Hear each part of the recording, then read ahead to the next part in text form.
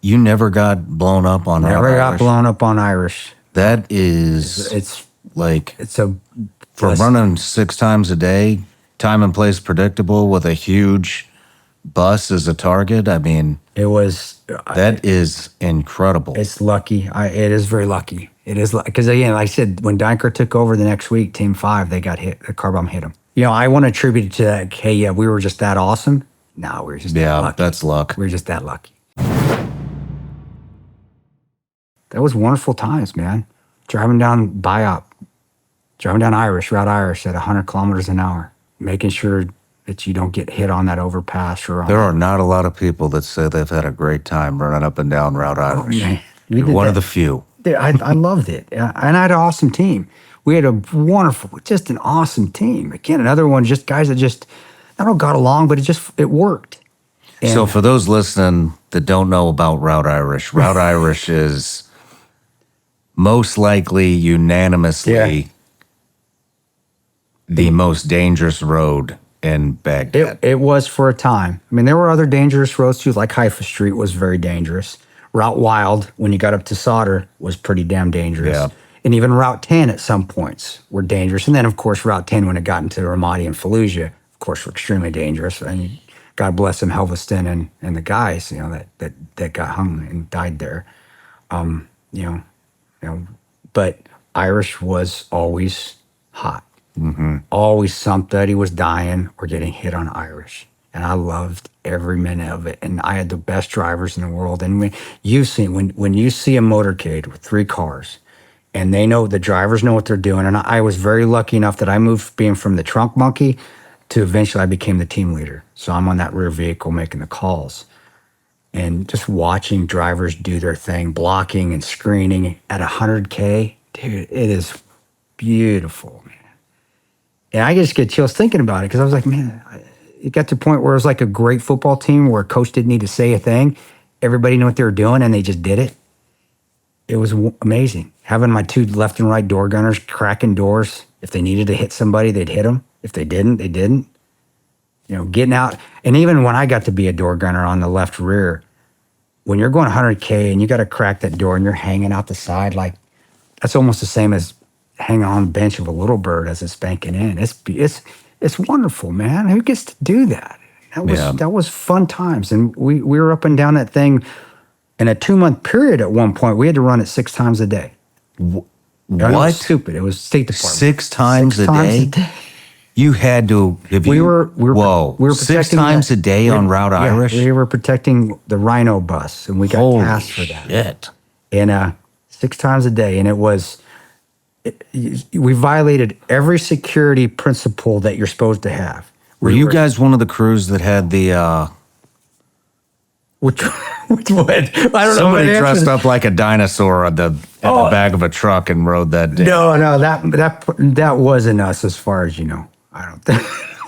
No, it wasn't us. It wasn't us. That was later down the line. It was a Dyncore team after. That was later down. Yeah, that was down the line. It was Team 5, I believe, that did the Dyncore team because we would rotate with Dyncore on this because we were still didn't have enough people. So we would take it, then they would take something. I love the Dyncore guys too. But no, that wasn't us. Seriously, that was the Dyncore team, which I wish it would have been us. That was some funny shit. That was hilarious. YouTube that stuff, guys. Dinosaur Route Irish. But yeah, we were time and place predictable. We were a big target, and we were slow. Yeah. Everything you didn't want to be on Route Irish, we were. And, did you guys take contact? Just sniper fire from away. Right when you hit Route Irish, you had those where the Edinburgh risk guys got hit. That's that infamous video where those guys are on, and there's an SF guy in there that everybody hammered because he ran and hid in a little ditch. I've not seen that. It was Edinburgh Risk where it's right at the beginning of when you get out of the green zone and you start hitting Route Irish, it's still Iraqi urban areas right there. And it's about 300 meters off the road, and they would sit PKMs or snipers on there, and because there was also a building that had been bombed and burnt out that they would sniper fire about 100 meters away when you're going.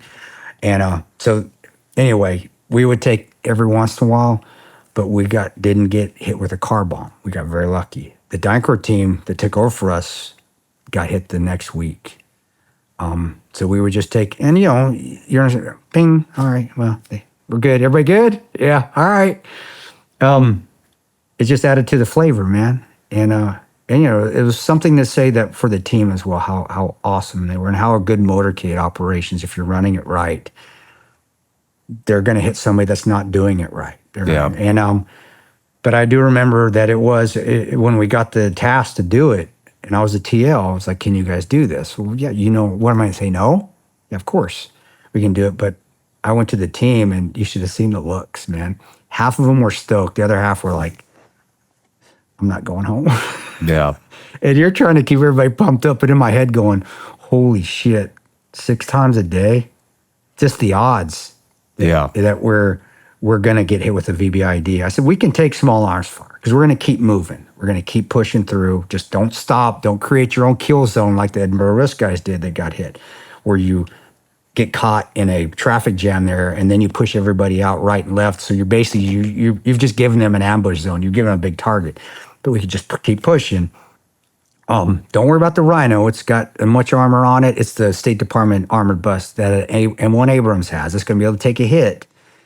Just be able to medvac them or get them out of there if it goes down, but just keep moving. And it was we just did everything right. And we got lucky. Yeah, a lot, 90%. Man, so you never got blown up on Never Irish. got blown up on Irish. That is, It's for running 6 times a day, time and place predictable with a huge bus as a target. I mean, that is incredible. It's lucky. It is very lucky. It is because again, like I said, when Dynker took over the next week, Team 5, they got hit. The car bomb hit them. Hit the Rhino right on, head on, boom. And I want to attribute it to that. Hey, yeah, we were just that awesome. No, we were just that lucky. That's luck. We were just that lucky, but it still brought the team together. It was wonderful. Yeah. It was wonderful, and it was very tiring days because you are distressed. I'm not diminishing your team, by the way, by saying that it's just luck. I'm just saying. No, yeah, but I'll tell you, it's just even with those EFPs and shit. I mean, there was and they were starting to drop the grenades with the little chutes off the overpasses as well. No, of course, there is some. Hey, we did what we had control of. We planned what we had to. We ran the routes right. The motorcade operations were great. We were doing what we needed to do. We kept moving. We didn't ever stop. Let me say sorry. No, go ahead. I get yelled at if I don't talk about these acronyms. So an EFP for the audience. An EFP is basically a bomb. It's a platter charge. It's a force projectile. Yeah. I always say electrically, but that's not right. I don't know why my head say it. It's a platter charge. They put a piece of copper on it. It's a force projectile. I always forget what the E stands for. You guys can hammer on me later about that. But it's where it goes, and then that copper turns into molten lava. So it'll go through the armor, and then when it goes through it, it cools, and then it becomes a projectile, hard projectile. Mm-hmm. And they were starting, remember that? They were starting to hit us with that. And that was always a they concern. would even put those thermal sensors on. Yeah. So when they sense the heat of the engine, that's what would trigger it. Because we were able to counter first of all, their wires we could see them a lot of times, which you just divvy, but we were able to, with all the countermeasures, we could counter the cell phone. So that was huge. Yeah. No matter where you're watching Shawn Ryan Show from, if you get anything out of this, please like, comment, subscribe, and most importantly, share this everywhere you possibly can. And if you're feeling extra generous, please leave us a review on Apple and Spotify podcasts.